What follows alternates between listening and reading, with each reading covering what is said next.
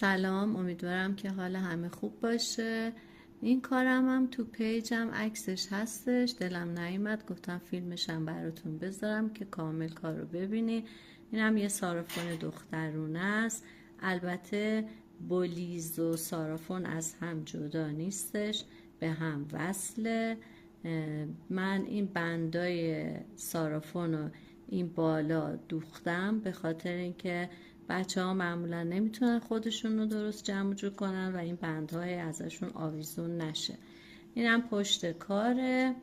پشت کارم 3 تا دکمه میخوره. بعد اینم تلشه، خیلی خوشگل و شیکه.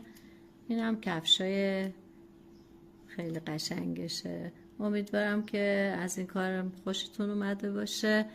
به امید روزهای خیلی خوب. خدا نگهدارتون باشه.